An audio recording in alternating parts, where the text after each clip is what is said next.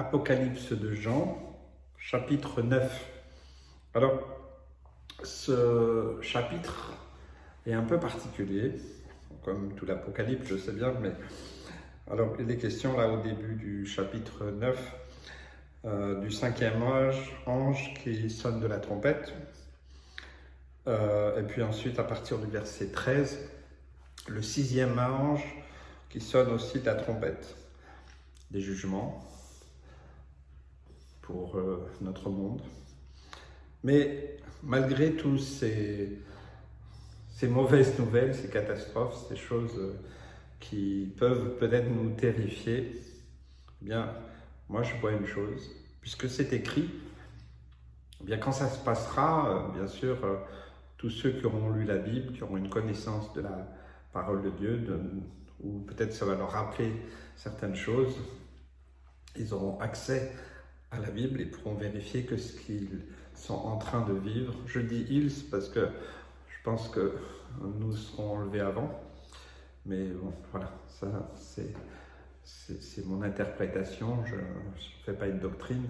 Voilà, je pense que voilà, tous les hommes pourront avoir accès plus ou moins encore à la parole de Dieu et ils se souviendront, ils en parleront entre eux et certainement qu'ils feront peut-être référence en tout cas à la Bible, alors que nous sommes nous sommes en guerre, nous ne sommes pas en guerre, mais bon, vu les circonstances, c'est tout comme actuellement la guerre qui oppose l'Ukraine à la Russie ou la Russie à l'Ukraine, suivant quel côté on se place. Et voilà, on doit rester neutre et continuer à prier parce que ces peuples ont besoin de la prière. Il y a des hommes, des femmes qui souffrent, qui meurent, qui sont blessés, il y a de la persécution, il y a beaucoup de choses très mauvaises et on n'entend pas beaucoup parler de paix. Eh bien, j'entendais un dirigeant russe ces derniers jours citer la Bible et citer justement l'Apocalypse. Et il parlait de ces anges qui sonnent de la trompette. Et alors que le monde reste un peu en suspens, est-ce qu'il y aura une troisième guerre mondiale? Eh bien, il faisait référence à l'Apocalypse. Et dans le sixième ange qui sonne de la trompette, eh bien, il y a des choses assez particulières qui vont arriver, puisqu'au verset 18, il est dit « Le tiers des hommes fut tué par ces trois fléaux, par le feu », ça peut être le feu nucléaire, le feu, la fumée, le soufre.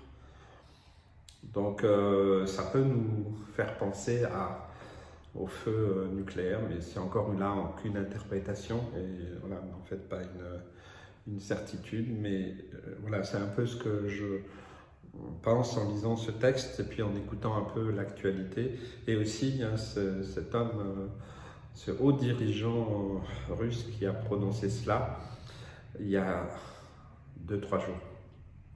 Mais le verset 21 m'interpelle plus, et c'est là-dessus que j'aimerais juste passer quelques minutes d'exhortation.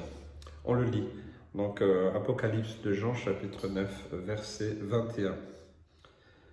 « Et ils ne se repentirent pas de leur meurtre, ni de leurs enchantements, ni de leur impudicité, ni de leur vol. » Alors que c'est écrit dans la parole de Dieu.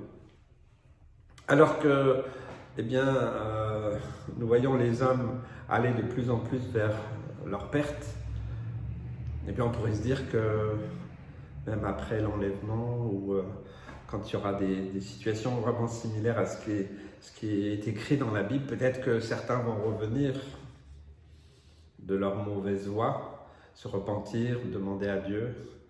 Eh bien non, c'est très frappant et c'est terrifiant à la fois de dire ils ne se repentirent pas.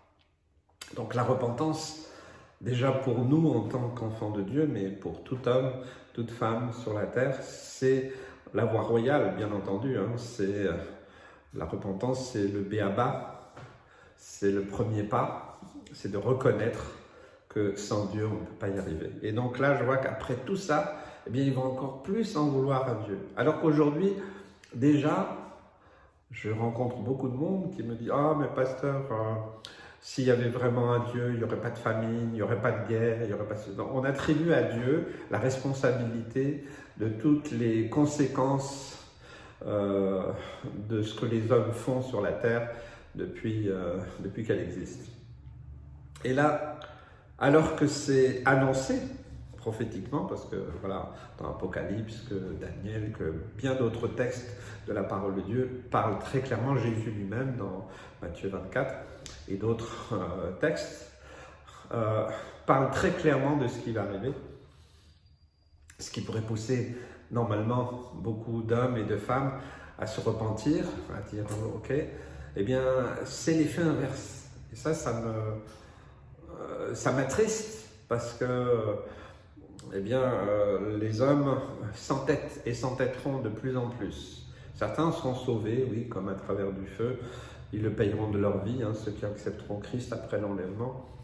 Ils seront des martyrs, ils seront mis à mort et ne pourront pas survivre dans ce monde corrompu. Mais voilà, ce qui m'interpelle vraiment, c'est qu'ils ne se repentirent pas de tout le mal qu'ils font, hein, les meurtres, les enchantements, dans tout ce qui est sorcellerie, on va dire tout ce qui vient des mondes des ténèbres, l'impureté qui est partout, les vols, enfin, les hommes continueront à ne pas se repentir de cela, donc à vouloir continuer à vivre.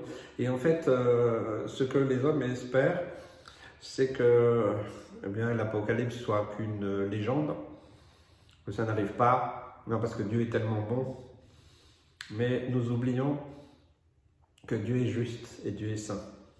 Et même si nous parlons de l'amour de Dieu, de la miséricorde de Dieu, nous ne pouvons pas oublier aussi sa justice, sa sainteté, et ce qui doit arriver arrivera, que ça nous plaise ou pas, que ça plaise ou pas aux hommes. Alors ça doit nous faire redoubler d'amour pour tous ceux qui ne le connaissent pas encore, parce que c'est maintenant qu'ils ont besoin d'entendre ce message d'amour et qu'ils puissent se repentir. Prions, vraiment, je crois que c'est des moments tendus en ce moment, hein, difficiles, on ne sait pas trop ce qui peut se passer, mais de toute façon, ça ne va pas se passer des bonnes choses, de toute façon. Alors, redoublons dans la prière, dans le témoignage. Les gens ne sont pas si fermés que ça, hein, souvent c'est des prétextes, mais je crois vraiment que c'est important parce que nous savons, nous aussi, à l'avance, que eh bien, malgré tout ce qui va arriver, qui est écrit, eh bien, les hommes, une majorité des hommes et des femmes ne vont pas se repentir. Ils vont rester dans cet endurcissement et dans l'accusation de Dieu. Alors, je pense qu'il est important à tous les croyants du monde, à toute l'Église dans son ensemble, eh bien de prier, vraiment de témoigner, de partager le message de l'Évangile. Je dirais redoubler, voilà, tout ce que le Seigneur vous met à cœur, faites-le. Faites-le, il y a tant et tant de manières, il n'y a pas une manière de témoigner. Voilà, mais je crois vraiment que c'est important, c'est un message qui nous pousse à aimer encore plus ces hommes et ces femmes qui courent à leur perte. Voilà, que le Seigneur puisse vous bénir, vous encourager, fortifier. N'ayez pas peur de ce genre de texte. Oui, c'est pas très encourageant, on pourrait dire, mais c'est la parole de Dieu qui va s'accomplir. Et puis, eh bien, pour tous ceux et celles qui seront en Jésus, eh bien, normalement, on ne vivra pas la totalité de ces choses, peut-être une partie, mais voilà. Donc, du coup, il est temps peut-être aussi de dire, eh bien, si vous ne voulez pas vivre cela, eh bien, il est temps de confier votre vie à Jésus. Sinon, c'est écrit et beaucoup de prophéties se sont accomplies. Donc, ce que la Bible dit, qui vient du cœur de Dieu, s'accomplira, que ça plaise ou pas. Voilà, que le Seigneur vous bénisse et vous encourage. N'ayez pas peur, Jésus est là.